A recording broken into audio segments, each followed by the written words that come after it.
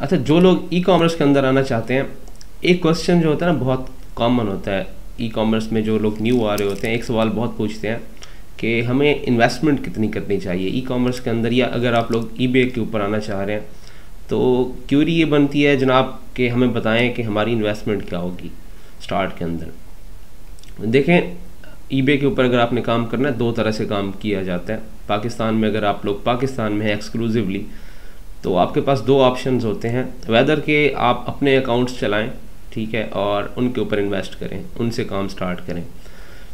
दूसरा ऑप्शन ये होता है कि आप अपने अकाउंट्स ना चलाएं, आप एज ए वीए काम करें, एक वर्चुअल असिस्टेंट के तौर पे काम करें और किसी फॉरेनर का अकाउंट लें और इसके ऊपर काम स्टार्ट करें। ये जो दूसरा ऑप्शन होता है इसमें इन्वेस्टमेंट आपकी नहीं होती, इन्वेस्टमेंट होती है आपके जो बाहर बंदा बैठा होता है, अकाउंट भी उसका होता है और इन्वेस्टमेंट भी उसकी होती है।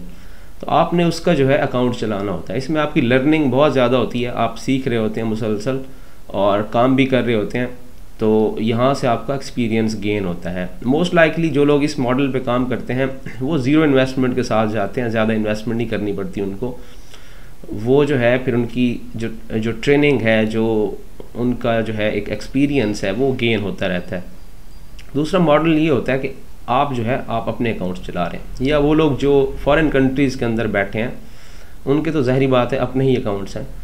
तो जो लोग अपने अकाउंट्स चला रहे हैं उनके लिए भी रिकमेंडेड नहीं है कि स्टार्ट के अंदर जो है ह्यूज इन्वेस्टमेंट की जाए, ठीक है। ह्यूज इन्वेस्टमेंट चाहे आप वीए से काम करवा रहे हैं, पाकिस्तान में वर्चुअल असिस्टेंट बैठा हुआ है वो आपके लिए काम कर रहे हैं, या आप खुद यूके यूएस के अंदर काम आपको आता है अब और अभी स्टार्ट किया है, अभी पूरा काम नहीं आता, काम स्टार्ट किया आपने, तो आपके लिए भी रिकमेंडेड नहीं है कि आप लोग जो है कोई बड़ी इन्वेस्टमेंट करें, क्योंकि एक्सेप्शनल्स तो हर फील्ड में होती हैं, एक्सेप्शंस होती हैं, लेकिन ज़्यादातर ये देखा गया है कि स्टार्ट के अंदर आपके पास सफिशेंट नॉलेज नहीं है तो आपको लॉस का सामना करना पड़ सकता है।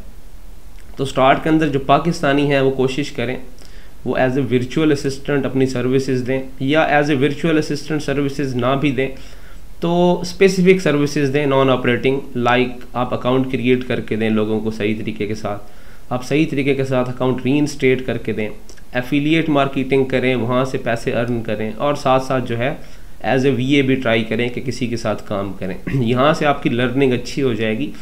जब आप लोग किसी एक स्पेसिफिक टाइम पीरियड में लाइक 5 महीने 6 महीने 1 साल के अंदर मल्टीपल प्रोडक्ट्स के ऊपर काम कर चुके होते हैं, आपको एक्सपीरियंस हो जाता है, आपको मार्केट का एक्सपीरियंस हो जाता है कि मार्केट की नेचर क्या है, मार्केट में क्या बिकता है क्या नहीं बिकता, प्रोसीजर क्या है, एल्गोरिदम्स कैसे काम कर रहे होते हैं। ये सारी चीज़ों की अंडरस्टैंडिंग जब आपको प्रॉपर हो जाती है तो आपके माइंड में आइटम डिफाइन हो जाते हैं, आपको पता चल जाता है कि फ़लाँ आइटम बिकेगा और फ़लाँ आइटम नहीं बिकेगा। वहाँ से आपके लिए मोस्ट लाइकली ये होता है कि जब आपको आइटम डिफाइन हो जाते हैं तो वहाँ से आप अगर इन्वेस्टमेंट करते हैं तो लॉस के चांसेस कम हो जाते हैं। अब आप जो भी प्रोडक्ट्स फाइंड आउट करेंगे सोर्स करने के लिए, ज़ाहिर बात है आपको आर्बिट्राज करना पड़ेगा या आपको स्टॉक अपना मंगवाना पड़ेगा। इन्वेस्टमेंट तो इसी में की जा सकती है, तो उसमें आपके लिए आसानी ये होगी कि आपका एक्सपीरियंस जो है गेन हो चुका होगा और आपके लॉस के चांसेस कम हो जाएंगे। अब ये इन्वेस्टमेंट कितनी करनी चाहिए, ईबे जो है इस मामले में सबसे अच्छा प्लेटफॉर्म है। ईबे जो है इसको इसीलिए मैं हाई रैंक करता हूँ कि लोएस्ट इन्वेस्टमेंट से भी काम किया जाता है। ईबे पे इन्वेस्टमेंट करने की लोअर लिमिट जो है कोई नहीं है, आप कोई भी अमाउंट बता दें उससे भी आप काम स्टार्ट कर सकते हैं। बस आपने माइंड में ये रखना है कि जितनी इन्वेस्टमेंट होगी प्रॉफिट भी उतना होगा। आपने फिर ये नहीं सोचना कि मेरे पास $200 हैं और मैं $200 में एक प्रोडक्ट सोर्स कर रहा हूँ, या इवन 4 से 5 प्रोडक्ट्स भी मैं 10-10 यूनिट्स मंगवा के सोर्स कर रहा हूँ, सस्ती सी प्रोडक्ट है। तो आपने फिर ये नहीं सोचना कि $200 के ऊपर आपको जो है $500 का प्रॉफिट आ जाएगा। प्रॉफिट मार्जिन भी आपका लो ही रहेगा। और थोड़ी इन्वेस्टमेंट से ये होता है, थोड़ी इन्वेस्टमेंट पे आपकी ROIs कम होती हैं। जब आप बल्क बाय करते हैं, ज़्यादा इन्वेस्ट करते हैं, तो मोस्ट लाइकली फिर क्या होता है आपके प्रॉफिट मार्जिन बढ़ जाते हैं।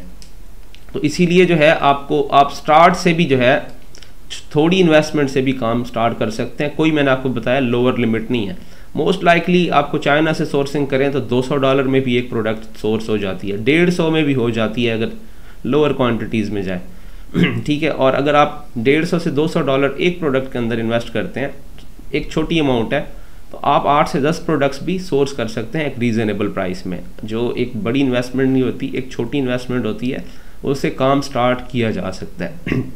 लेकिन मैं आपको ये बता दूं कि चाहे $200 की इन्वेस्टमेंट हो या $20,000 की इन्वेस्टमेंट हो, इन्वेस्टमेंट जब भी आपने करनी है तो आपके पास सफिशेंट नॉलेज होना चाहिए, स्किल्स होने चाहिए कि प्रोडक्ट कौन सी लेनी है, कौन सी नहीं लेनी। आपको पता हो क्या बिकता है, क्या नहीं बिकता, आपको सारे क्राइटेरियाज़ का पता हो, कौन सा आइटम जो है काउंटर फीट होता है, कौन सा आइटम ऐसा है जिसके ऊपर वीरो स्ट्राइक्स लगते हैं, कौन से ऐसे आइटम हैं जो प्लेटफॉर्म के ऊपर पोटेंशियल नहीं रखते सेलिंग की, लो सेलिंग पोटेंशियल है। आपको ये सारी चीज़ों की अंडरस्टैंडिंग होने के बाद जब आप लोग सोर्सिंग करते हो तो मोस्ट लाइकली आपको सक्सेस होती है। अब ईबे के ऊपर जो है होलसेल, सबसे बेस्ट होलसेल ईबे के ऊपर कंसीडर किया जाता है। आपको इसीलिए ईबे के ऊपर नुकसान के चांसेस कम होते हैं कि अगर आपने स्टॉक मंगवा भी लिया और खुदा न खास्ता अकाउंट सस्पेंड हो जाता है या कोई और मसला हो जाता है, तो ईबे के जितने भी अकाउंट्स चल रहे होते हैं, सोसाइटी के अंदर लोग चला रहे होते हैं, वो आपसे स्टॉक ले लेते हैं। आप उनके लिए वही स्टॉक जो है शिप करते हैं दूसरों के लिए, वो आपको पेमेंट करके सेल लेते रहते हैं और आपको साथ साथ पेमेंट करते रहते हैं। तो ईबे के ऊपर नुकसान के चांसेस इस वजह से भी बहुत कम हो जाते हैं कि ईबे का जो होलसेल मॉडल है बहुत आसान है। अगर आपने क्राइटेरियाज़ के हिसाब से प्रोडक्ट सोर्स की हुई है तो आपको कोई मसला पेश नहीं आएगा। आप सिंपली किसी ग्रुप के अंदर जाके मैसेज करेंगे, कहीं फेसबुक पे जाके पोस्ट लगाएंगे कि मेरे पास ये आइटम पड़ा हुआ है, आपको 20 से 25 बंदा मिल जाएगा जो आपकी प्रोडक्ट को जो है लिस्ट कर देगा और जैसे जैसे ऑर्डर प्रोसेस होते जाएंगे वो आपको आपकी पेमेंट करता जाएगा, तो आपके नुकसान के चांसेस कम हो जाएंगे। अनलाइक अमेज़ॉन, अब अमेज़ॉन पे देखिए कितने लोग ऐसे होते हैं, वो बेचारे हमारे पास आके कहते हैं कि स्टॉक ईबे के ऊपर बेच दें, हमारा अकाउंट सस्पेंड हो गया जिस वजह से हमें नुकसान हो गया। तो ईबे के ऊपर ये फिनोमेना बिल्कुल नहीं है। ईबे के ऊपर लेट्स सपोज आपका स्टॉक कहीं स्टक हो गया, रुक गया, नहीं बिक पा रहा, तो आप जो है इसको ऑफ़र करके, किसी और बंदे को ऑफ़र करके भी स्टॉक को सेल कर सकते हैं, आप इस नुकसान से बच सकते हैं। तो लोवेस्ट साइड पे आपको स्टार्ट में बिल्कुल रहना चाहिए। स्टार्ट भी कौन सा कि आपको एक सफिशेंट नॉलेज होना चाहिए, पहले आपने काम किया हो और आपको प्रोडक्ट्स डिफाइन हो चुकी हों, और आपको साथ में ये भी पता हो कि ईबे कौन सी प्रोडक्ट को एक्सेप्ट करता है और कौन सी प्रोडक्ट को एक्सेप्ट नहीं करता।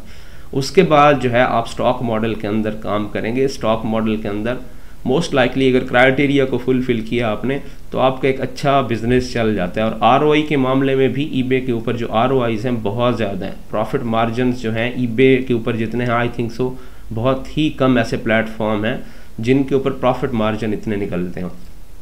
तो मोस्ट लाइकली जब आप लोग, और हाईएस्ट इन्वेस्टमेंट में मैं रीज़नेबल इन्वेस्टमेंट जो होती है जिसके ऊपर आप अपना सर्कल अच्छा चला सकते हैं, घर का खर्चा निकाल सकते हैं, कहीं आने जाने का मसले मसाइल, हॉस्पिटैलिटी और इस जितने भी लाइफ के लिए ज़रूरी एक्सपेंसेस होते हैं एक अच्छी लाइफ गुजारने के लिए, तो अगर आप $20,000 तक की इन्वेस्टमेंट करते हैं ईबे के ऊपर, तो आपके लिए जितना आप यूएस या यूके के अंदर जाके पैसे कमाते हैं उससे कहीं ज़्यादा आप पाकिस्तान में बैठ के भी अर्निंग कर सकते हैं अगर आपकी $20,000 की रेंज में इन्वेस्टमेंट रह जाए। तो मोस्ट लाइकली फिर क्या होता है, आपको एक सफिशेंट जो है ना इनकम जनरेट हो रही होती है और आपका जो बिज़नेस होता है वो भी लॉन्ग टर्म ग्रो करता है, क्योंकि $20,000 की इन्वेस्टमेंट के अंदर अगर कुछ आइटम आपके स्लो मूविंग भी हैं या इवन नहीं भी चल रहे, तो काफ़ी सारे आइटम ऐसे होते हैं जो रेगुलर आपको सेल्स दे रहे होते हैं, रेगुलर जो है आपका रेवेन्यू जनरेट करके दे रहे होते हैं। तो आपको एक ओवरऑल एक एवरेज जो आपका प्रॉफिट होता है वो बहुत ज़्यादा इन्हेंस हो जाता है। यहाँ आपको जो है जो आपका एक स्टैंडर्ड बिजनेस है, स्टैंडर्ड बिजनेस आपका स्टार्ट हो जाता है। तो लोवेस्ट साइड पे रहें तो आप उसकी कोई लो साइड नहीं है, बस आपने माइंड में रखना है कि जितना कम करते जाएंगे इन्वेस्टमेंट को तो आपका प्रॉफिट मार्जिन कम होता जाएगा। ठीक है, चाइना से आप जो है ना $100 से भी प्रोडक्ट मंगवा सकते हैं, $100 की पेमेंट करके भी कुछ ना कुछ मंगवा के उसको बेच सकते हैं। लेकिन आपको पता होना चाहिए, फैक्टर्स माइंड में होने चाहिए कि हमारा प्रॉफिट भी कम रहेगा, प्लस हमें अपने स्टोर को लाइव रखने के लिए, ज़िंदा रखने के लिए, एल्गोरिदम्स में एक्टिव रखने के लिए एटलीस्ट 10 से 12 आइटम चाहिए होते हैं। मिनिमम आपको 10 से 12 आइटम चाहिए होते हैं जिससे आपका स्टोर रैंक होता है और ईबे का जो एल्गोरिदम्स हैं उनको पता चलता रहता है कि वाकई ये एक सेलर है, एक शॉप है जिसको वो उस हिसाब से प्रमोट करता है। तो इस हिसाब से 10 से 12 प्रोडक्ट्स होना आपके लिए बहुत ज़रूरी होता है एक अच्छा बिजनेस स्टार्ट करने के लिए।